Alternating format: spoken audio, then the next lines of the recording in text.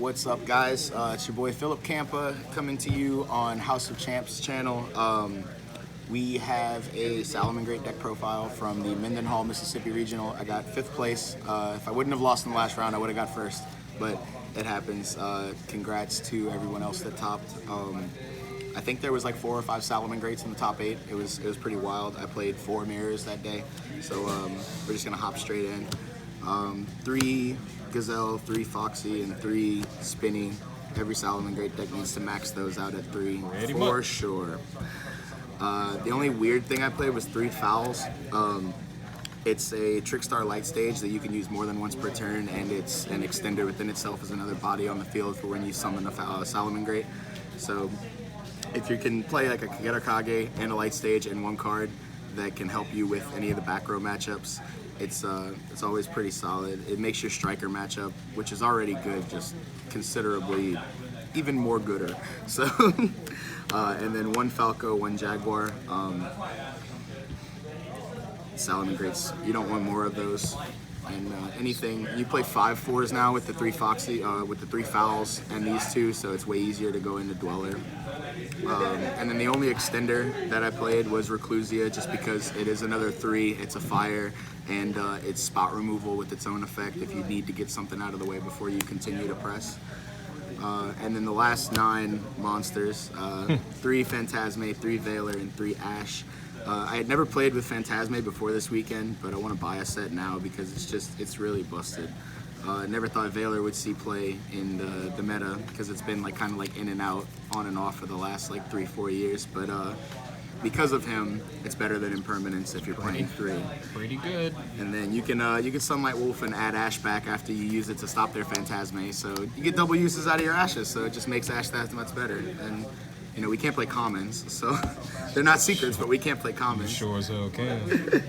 Best believe. 3 Salamangreat Reinforcement of the Army. I used the protection effect once, and it was pretty cool. But yeah, if you can play 3 Rotas, play 3 Rotas. 2 Call by the Grave. I didn't want to max out on 3 because I didn't want to see every game, you know. But it's good when you're pushing to play through hand traps. Just can't play through Phantasme, but that's what Ash is for. And you can play it defensively too. I've called by the grave a few spinnies, and it's always nice. 2 Pot of Desires. If I would have been maining the artifacts like I know a lot of people were, I probably wouldn't have played this just because of, like, you know, Phantasme being able to make sure that your Sanctum's always live. You want to make sure that you draw the Sanctum and don't Desires the Scythe. But I feel like Desires was good just because you can get all of your 1-ofs out of the deck when you want them, and then it's a +2. So you can't. I feel like this deck you need to play at least 2. I've seen people play 3, and I don't know, maybe I'm just not that good yet. Foolish Burial, because graveyard effects. 1 Fusion Spell. I wasn't maining it for a while, and it wins in the mirror match. You learned the way. Which is just wild. And then 1 Will. Soul Charge is banned, but we still play it. Salamangreat, Soul Charge. Best card ever. Don't play more than 1 though. And then, like a lot of other Salamangreat decks, I play 1 Roar, 1 Rage. I was thinking about going up to 2, but it's really not needed. The only time I use the effect to set it to where it would banish itself is if I'm like, I know they're low on life, you can see that, you know, the game's going to be over and you don't need to press that hard. So 2, I usually get it out the deck before I Desires, if I draw the Desires, but I feel like 1 and 1 is exactly where it needs to be. And then instead of the Sanctums and the Scythe, I played 2 Strikes, 1 Judgment, and 1 Warning. I feel like these were better going second. They're amazing going first, but they're better going second against any deck that you would want the Sanctums and the Scythe in against, because they can help you answer established boards, and you know, the life point cost doesn't really matter. Like you have to use your life points as a resource and not just as, you know, oh, I'm gonna die. But I feel like this was correct, but it really is just all up to the die roll. Plus, I wanted an excuse to play because I haven't played Judgment for a while. Main deck is 41 cards. See the extra. Yeah, we can hit the extra first. 2 Balinks. I saw a lot of people, you know, always going 3. A lot of people like 3. I felt like 2 was decent just because I needed room for other stuff. And if I had certain cards, I would have played them. but I'll let y'all know what those are in a minute.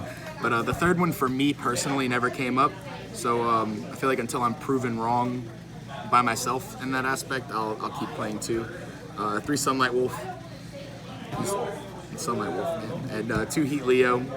I used the drop to 0 effect if I had an Ash Engrave to go for game quite a bit, and then just being able to spin 2 back rows back to the deck is pretty wild. Yep. And then we got the 1 Violet Chimera, and I only played 1 Mirage Stallion. Young style. Young Stallion. He always gets recycled with Jack Jaguar, and same with both of these, but most of the time if you drop this, you're winning that turn. I would probably find a way to play a second Mirage Stallion just so I wouldn't have to worry about spinning it back as much as I had to, but yeah. And then 1 Abyss Dweller. It's crazy for the mirror. It's good against a few other decks too, but mainly for the mirror. Hida Ablaze. This card's dumb in the mirror match. I had somebody ash me one time and it wasn't the mirror match. I still made this, still took their ash, linked up to Bufferlo, and was just control from there. Update Jammer. It's really wild when you can give your Bufferlo 2 attacks, but it was mainly played for transcode, but this is probably the card that I am going to cut for another Mirage Stallion. And then Phoenix transcode. He's a fire and he outs back rows. And then 1 Bufferlo. The transcode was either going to be the second Mirage Stallion or a Boral Sword, but I don't own a Boral Sword. And I just, I wanted to try the 1 Stallion, but after this it's probably definitely going to be the second Stallion. I can't think of any other extra deck cards that I would have played differently. Show me the side. Show me what threw me for a damn loop today. Man, look, it is what it is. All right, so we got 3 Droll and Mockbirds because you need to live against Thunder Danger and all that shit. I feel like Droll's always going like in and out of the format, but when it's only really good against one deck, but you have to side it for that one deck, you want all your side cards to have multiple purposes across your matchups, but you can't just die to that deck, and that's what this deck does. It just dies to that deck. 3 Pankry Boy. Crazy in the mirror match, crazy against Striker. I really like Pankratops. I just wish he wasn't a level 7 when I'm not playing Mermails. So if they can make a level like 3 of him, that would be really good. We need that. Super Poly and 2 more Fusionifiers.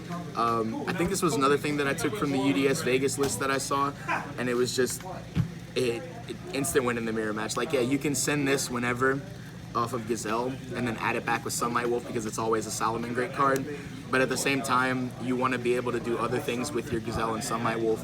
So I want to draw it, and I never drew this. I really wish I did, but I still, to this day of siding this card, I have not drawn it.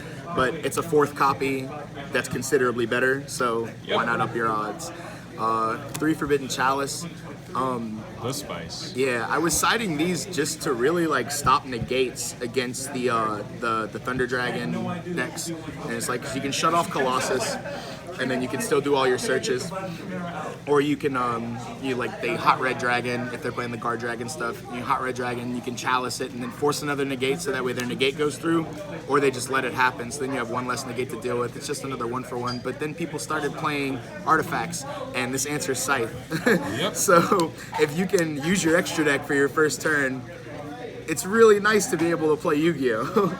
And then 3 Twin Twisters, mainly for strikers. With how I was siding this weekend for the mirror match, I didn't always put Twin Twister in unless I wasn't like detrimentally sure that I was going to be going second, because I feel like at the very least it's a 2-for-1 just to get the roar out of the way. But it really only went in against strikers, because like in the mirror match you want to make sure like when you're deciding, you want to side for going second and let them go first, because a lot of people side out all their traps, and like you can play through minimalistic hand traps with your deck. Plus if you go and you have this and you have the chalices, even if you think they kept in the sanctums, but I still think Twin Twister is really good. It's, you know, it's there to just knock back rows out, but we have Heat Leo too, so if they're not there, it's gonna be okay. All in all, I played against 1 Dino deck, 4 Salamangreat mirror matches, 1 Sky Striker, and a Thunder Dragon, Guard Dragon, whatever the hell. Yeah, my only loss at the regional was the mirror match in my last round, and I tied with the Thunder Dragon just because it was a little complicated of a game. But Any shoutouts? a bunch. I should make a whole shout out video. Shout out to the Salamangreat god, Joseph Gray. Shout out to my boy Vo, David, for letting me use the Phantasmaze because I feel like I wouldn't have topped this weekend if I didn't have those in my deck. Shout out to House of Champs and John for allowing me to constantly be on the channel every time I come back into the game and get a top 8. Shout out to Phantasme for snapping his fingers and helping me draw Ash Blossoms. Shout out to Hani and Haisam Jahari for telling me to play Droll and Lockbird in my side over Lancia because it was still considerably better than Lancia. Yep. And the entire LA, Louisiana crew for Yu-Gi-Oh! Beat my SoundCloud, soundcloud.com/Kampa504. I'm good at the Yu-Gi-Oh!, but I'm trying to do the music shit. So, yeah, thank you guys for watching. I appreciate it. Make sure you subscribe to House of Champions. Go click the bell so that way you get a notification every time he uploads. And see y'all next time. All right, man. Good job.